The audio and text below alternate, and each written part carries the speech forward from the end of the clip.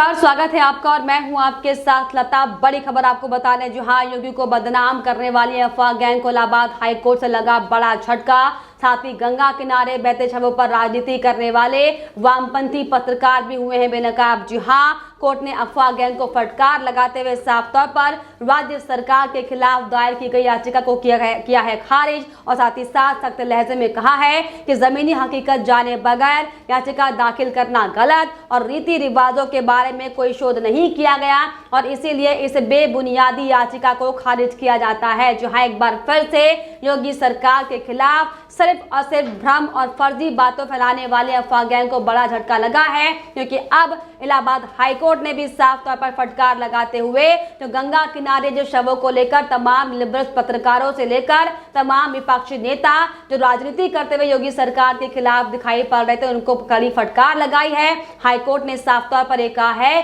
कि बिना जानकारी के इस तरीके से याचिका दाखिल करना गलत है और बिना हकीकत जाने ये जानकारी दाखिल करने वाले जो लोग हैं वो पहले जाकर असली सच्चाई जाने और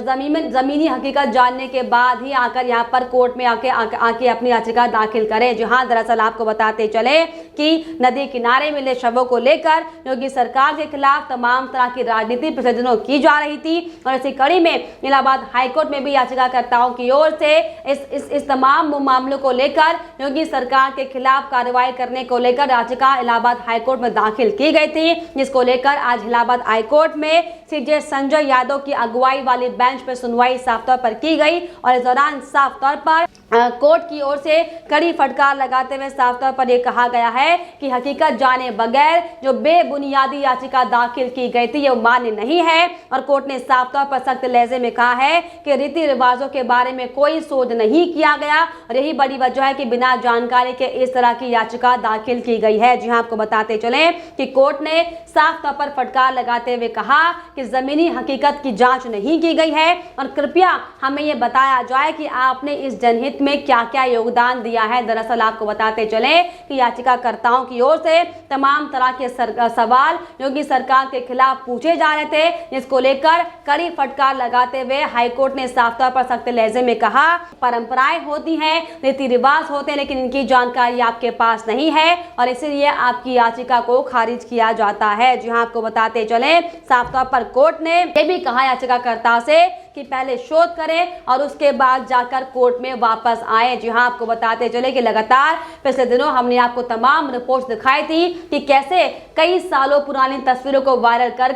कांग्रेस पार्टी के नेताओं से लेकर अखिलेश यादव से लेकर तमाम जो लिबरल पत्रकार हैं सिर्फ और सिर्फ योगी सरकार की छवि को धूमिल करने का काम कर रहे थे और यही बड़ी वजह थी कि लगातार 2015 से लेकर 2017 और उससे भी पहले की पुरानी तस्वीरों को लगातार सोशल मीडिया पर वायरल किया जा रहा था और फर्जी और गलत तरीके से अफवाह फैलाने की कोशिश योगी सरकार के खिलाफ की जा रही थी। हालांकि जिसके बाद स्थानीय प्रशासन की ओर से अलग अलग जिलों में जहां पर लगातार इस तमाम तरह की भ्रामक खबरें फैलाई जा रही थी, फिर चाहे वो उन्नाव जिला हो, फिर चाहे वो रायबरेली हो, फिर चाहे वो प्रयागराज हो, तमाम ऐसे जिले जहां पर लगातार योगी सरकार के खिलाफ दुष्प्रचार किया जा रहा था। इन तमाम अफवाह गैंग के जरिए स्थानीय प्रशासन ने पोल खोलते हुए साफ तौर पर यह बताया था कि कैसे सिर्फ और सिर्फ योगी सरकार की छवि को धूमिल करने के लिए इस तरह के हथकंडे विपक्षों की ओर से इस्तेमाल किए जा रहे हैं। लेकिन अब इलाहाबाद हाईकोर्ट से भी साफ तौर पर कड़ी फटकार इन तमाम लिबरल पत्रकारों को लगी है,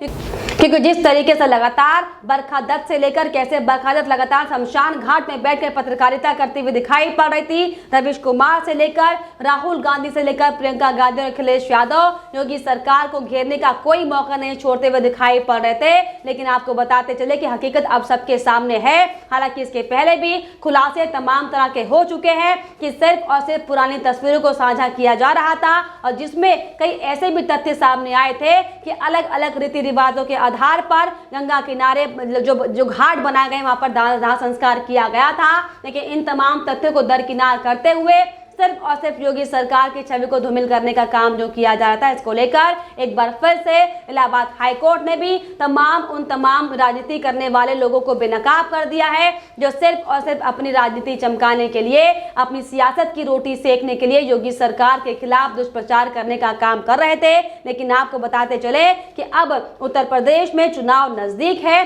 तो यही बड़ी वजह है कि लगातार पुरानी तस्वीरों को कभी सोशल मीडिया पर शेयर किया जा रहा है, तो कभी तमाम तरह की बातें को सामने लाकर योगी सरकार की छवि को धूमिल करने का काम किया जा रहा है। जहां हाल ही में हमने आपको रिपोर्ट दिखाई थी कि कैसे पीएम नरेंद्र मोदी और योगी सरकार के बीच उनके रिश्तों में खटास की खबरें भी लगातार इस अफवाह गैंग ने फैलाने की कोशिश की थी, लेकिन जिसके बाद योगी सरकार की ओर से सीएम योगी आदित्यनाथ ने भी साफ तौर पर विपक्षियों को कड़ा जवाब दिया था और ये बताया था कि ये सिर्फ और सिर्फ विपक्ष और मीडिया की देन है जो लगातार इस तरह की भ्रामक खबरें फैलाने का काम कर रही हैं। लेकिन आपको बताते चले कि उत्तर प्रदेश में विधानसभा चुनाव नजदीक होने के कारण अब लगातार विपक्षी नेताओं में बौखलाहट इस कदर बढ़ती हुई दिखाई पड़ रही है, उनकी तिलमिलाहट आए दिन प्रतिदिन बढ़ती हुई दिखाई पड़ रही है। यही बड़ी वजह है कि लगातार सिर्फ और सिर्फ योगी सरकार की छवि को धूमिल करने के लिए उत्तर प्रदेश में वोट बैंक को साधने के लिए तमाम तरह की राजनीति तमाम विपक्षी नेता करते हुए दिखाई पड़ रहे हैं। सिर्फ और सिर्फ सीएम योगी आदित्यनाथ को घेरने के लिए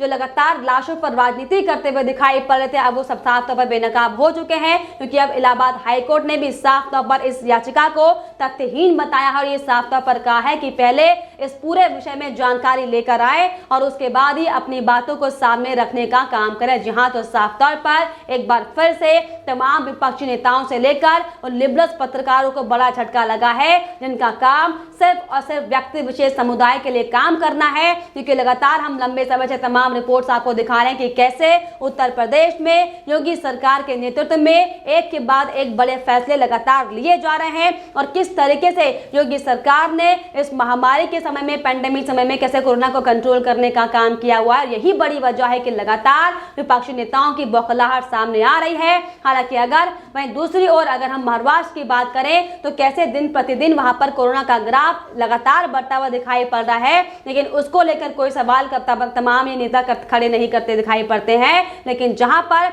योगी सरकार के नेतृत्व में एक के बाद एक बड़े काम किए जा रहे हैं, उत्तर प्रदेश को उत्तम प्रदेश की ओर अग्रसर करने का काम लगातार योगी सरकार के नेतृत्व में किया जा रहा है। तो यही बड़ी वजह है कि लगातार विपक्षी नेताओं की बौखलाहट सामने आने लगी है और वो बौखलाहट इस कदर सामने आ रही है कि लगातार ये टूल किट गैंग के मेंबर से लेकर तमाम जो अफवाह गैंग के मेंबर के लोग हैं योगी सरकार की छवि को धूमिल करने में लगे हुए हैं। लेकिन आगामी चुनाव में जिस तरीके से इन पार्टियों को अपनी हार साफ तौर पर दिखाई पड़ रही है और यही बड़ी वजह है कि तमाम तरह के सवाल कभी राहुल गांधी खड़े करते हैं, कभी प्रियंका गांधी खड़े करती हैं, तो कभी अखिलेश यादव तमाम तरह के झूठे और भ्रामक सवाल खड़े करते हुए दिखाई पड़ते हैं। लेकिन अब आपको बताते चले कि साफ तौर पर इलाहाबाद हाईकोर्ट ने बड़ा झटका देते हुए साफ तौर पर स्पष्ट कर दिया है कि रीति रिवाजों के आधार पर ही ये तमाम दाह संस्कार किए गए थे और बिना जानकारी के इस तरीके की याचिका लगाना गलत है। तो साफ तौर पर बड़ा झटका उन तमाम अफवाह गैंग के मेंबर्स को लगा है जो सिर्फ और सिर्फ योगी सरकार की छवि को खराब करने का काम कर रहे थे। लेकिन जिस तरीके से राहुल गांधी और प्रियंका गांधी झूठ की तर्ज पर उत्तर प्रदेश में अपनी राजनीतिक बिसात बिछाने की जो कोशिश कर रहे हैं, आपको बताते चले कि उत्तर प्रदेश में आगामी चुनाव में भी एक बार फिर से कांग्रेस पार्टी को मुंह की खानी पड़ेगी, क्योंकि लगातार जिस तरीके से उत्तर प्रदेश में कांग्रेस पार्टी के नेता बीजेपी का दामन थामते हुए दिखाई पड़ रहे हैं, या फिर उत्तर प्रदेश की अगर बात की जाए या फिर अलग अलग राज्यों की क्यों ना बात की जाए, किस तरीके से कांग्रेस का लगातार जो आंकड़ा है वो गिरता हुआ दिखाई पड़ रहा है। यही बड़ी वजह है कि छटपटाहट अब तमाम नेताओं में सामने आ रही है, जिसको लेकर सिर्फ और सिर्फ अंतर्राष्ट्रीय मंच पर कभी पीएम नरेंद्र मोदी को बदनाम करने की कोशिश की जा रही है, तो कभी राज्य स्तर पर योगी सरकार के नेतृत्व पर सवाल खड़े कर तमाम तरह के षड्यंत्र योगी सरकार को घेरने के लिए किए जा रहे हैं। लेकिन आपको बताते चले कि अब ये साफ तौर पर बड़ा झटका उन तमाम लोगों के लिए है जो लगातार सिर्फ और सिर्फ झूठ की राजनीति करते हैं, शमशान घाट में जाकर पत्रकारिता करने का नाटक करते हैं, सिर्फ और सिर्फ झूठ और भ्रामक खबरें फैलाकर देश को तोड़ने और गुमराह करने का काम करते हैं। हालांकि आपको बताते चले कि इसके पहले भी तमाम हमने आपको रिपोर्ट्स दिखाई थी और तमाम खुलासे इस खबर को लेकर दिखाए थे कि कैसे गंगा किनारे जो लगातार शवों को लेकर, तैरते शवों को लेकर विपक्षी पार्टी से लेकर ये तमाम पत्रकार जो राजनीति करते हुए दिखाई पड़े थे, इसका खुलासा भी हालांकि साफ तौर पर हुआ था। जिसके बाद मलयालम भाषा के समाचार चैनल एशियानेट न्यूज नेटवर्क, जिसने भी एक तस्वीर साझा की थी और ये बाद में उसे माफी मांगनी पड़ी थी क्योंकि वो तस्वीर 2015 की थी। उसी के तरीके से लगातार कांग्रेस पार्टी के नेताओं की ओर से और यहां तक कि आम आदमी पार्टी के नेताओं की भी ओर से लगातार योगी सरकार की छवि को धूमिल करने के लिए पुरानी तस्वीरों को सोशल मीडिया पर लगातार वायरल किया जा रहा था। लेकिन आपको बताते चले कि जिस तरीके से चुनाव उत्तर प्रदेश में नजदीक है और जिस तरीके से लगातार योगी सरकार के काम का डंका देश ही नहीं विश्व भर में बज रहा है, यही बड़ी वजह है कि लगातार तमाम नेता बौखलाते हुए दिखाई पड़ रहे हैं और उनकी तिलमिलाहट इस कदर सामने आ रही है कि लगातार झूठे आरोपों से लेकर